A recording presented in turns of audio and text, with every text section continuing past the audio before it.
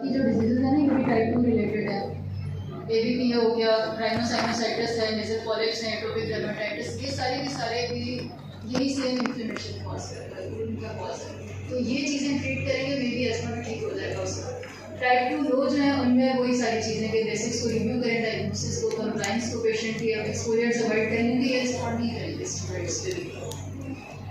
Bronchial थर्मोप्लास्टी इसमें एक चीज़ रखी हुई है। ब्रोंकियल थर्मोप्लास्टी बेसिकली अब जो कुछ ट्रायल्स आ गए हैं विल शो कि इसका प्लेसिबो से ज़्यादा कोई खास इफेक्ट नहीं है, बट स्टिल अगर आपका पेशेंट सीधे एस्मा का है और ट्रीट नहीं हो रहा है, you can go for bronchial thermoplasty, लेकिन आपने पेशेंट को बताना है कि कितना हम होपफुल है उस प्रोसीजर में, और ये पेशेंट्स को रजिस्ट्री में एनरोल करना है। सो टारगेटेड थेरेपीज जो हैं वो बेसिकली टाइप 2 इन्फ्लेमेटरी जो एस्मा उसके लिए अवेलेबल है। सो उसमें भी सबसे इम्पॉर्टेंट चीज़ हमारे पास भी और इवन वर्ल्ड ओवर अवेलेबिलिटी का और अफोर्डेबिलिटी का इशू है। ज़्यादातर इनमें मेडिसिन जो है ना वो $5,000 एक सिंगल डोज उसका कॉस्ट कर रहा है। तो वो इवन जो बहुत ज़्यादा अफोर्डिंग कंट्रीज़ हैं वहाँ पे भी कोई भी मरीज़ या कोई भी कंट्री उसकी कॉस्ट इतनी बर्दाश्त ना कर पाए कि एक सिंगल डोज जो है $5,000 की लग रही है। तो जहाँ ये बहुत बड़ा एक फैक्टर है इसमें, तो हमारे पास बहुत सारे अवेलेबल नहीं है except for medicine. So if targeted therapy is not available, add on this is montelukast, zafirlukast, फ्लामा एंड लो डोज एजिथ्रोमाइसिन, जिसका कुछ रोल है कुछ ट्रायल्स में। अब consider high dose inhaled steroids या फिर आप maintenance low dose oral steroids दे सकते हैं।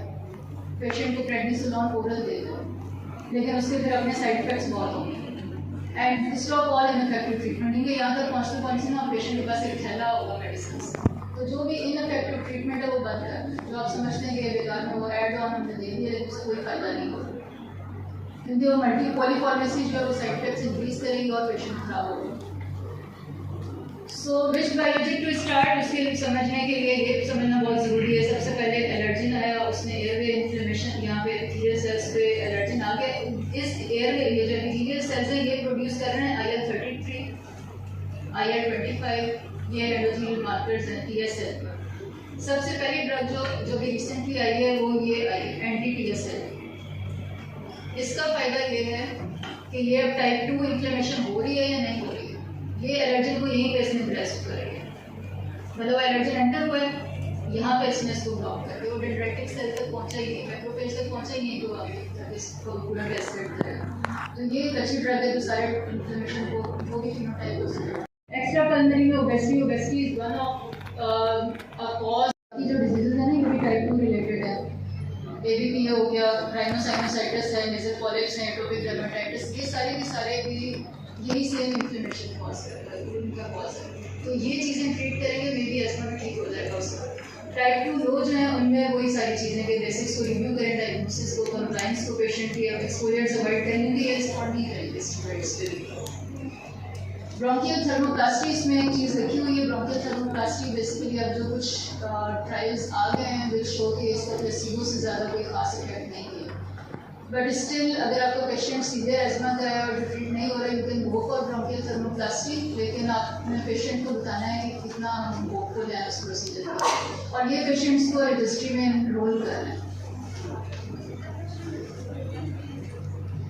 सो टारगेटेड थेरेपीज जो हैं वो बेसिकली टाइप 2 इन्फ्लेमेटरी जो एस्मा उसके लिए अवेलेबल है। सो उसमें भी सबसे इम्पॉर्टेंट चीज़ हमारे पास भी और इवन वर्ल्ड ओवर अवेलेबिलिटी का और अफोर्डेबिलिटी का इशू है। ज़्यादातर इनमें मेडिसिन जो है ना वो $5,000 एक सिंगल डोज उसका कॉस्ट कर रहा है। तो वो इवन जो बहुत ज़्यादा अफोर्डिंग कंट्रीज़ हैं वहाँ पे भी कोई भी मरीज़ या कोई भी कंट्री उसकी कॉस्ट इतनी बर्दाश्त ना कर पाए कि एक सिंगल डोज जो है $5,000 की लग रही है। तो जहाँ ये बहुत बड़ा एक फैक्टर है इसमें, तो हमारे पास बहुत सारे अवेलेबल नहीं है except for medicine. So if targeted therapy is not available, add on this is montelukast, zafirlukast, फ्लामा एंड लो डोज एजिथ्रोमाइसिन, जिसका कुछ रोल है कुछ ट्रायल्स में। अब consider high dose inhaled steroids या फिर आप maintenance low dose oral steroids दे सकते हैं।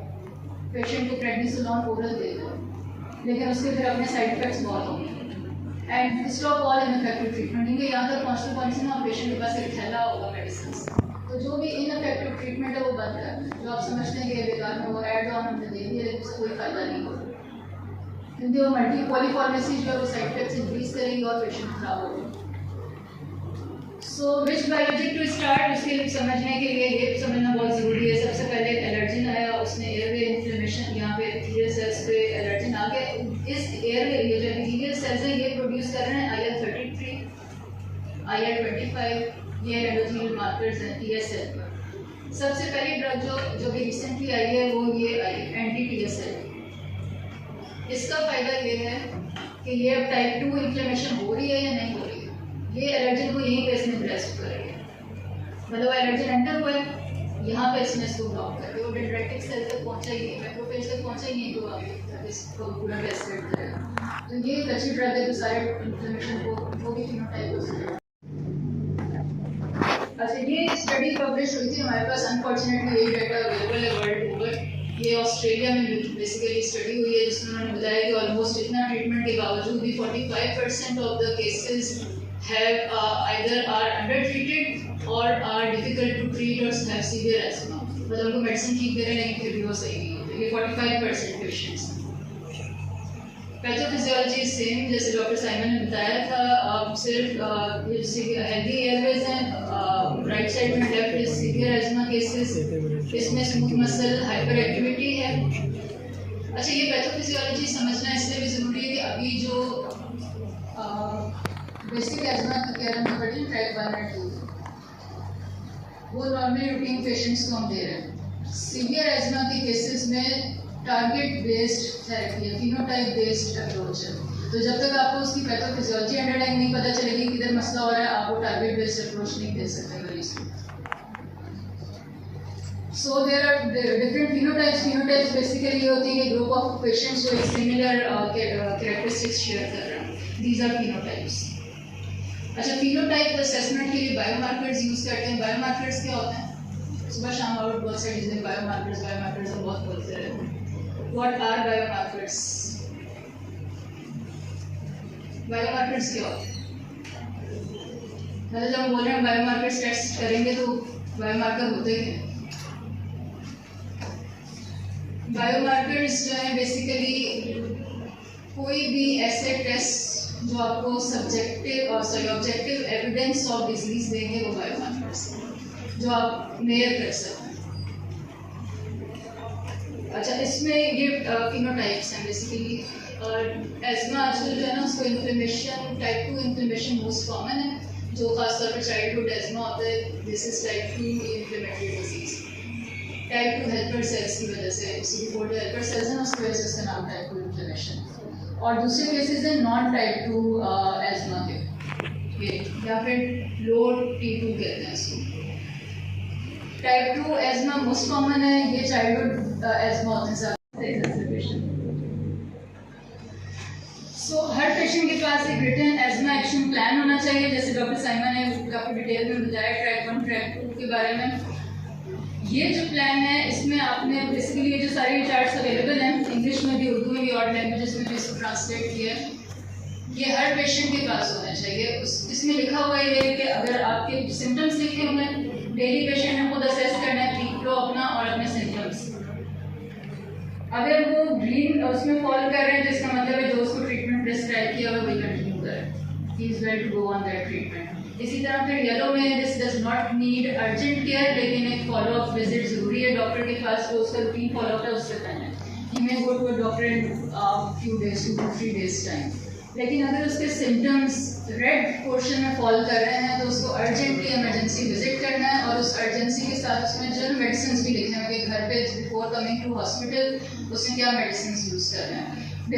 मोस्टली शॉर्ट एक्टिंग जो रेगुलर मेडिसिन है ना वो उसको वहीं पर रोज, ये पेशेंट के पास लिखा हुआ होगा वो रोज असेस करेगा, रोज उस चेकलिस्ट के हिसाब से अपने एस्मा को मैच कर सकता है।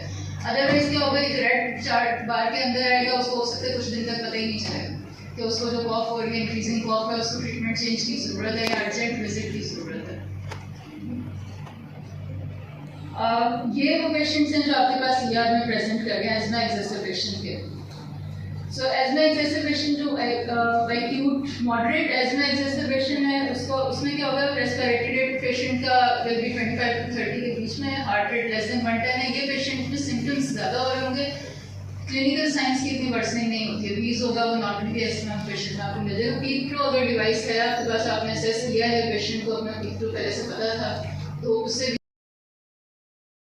कि आपके पास वार्ड में जब पेशेंट को चेस्ट का एस्थमा का एडमिट होता है तो you have to see daily twice you have to check the peak flow, और उसमें 2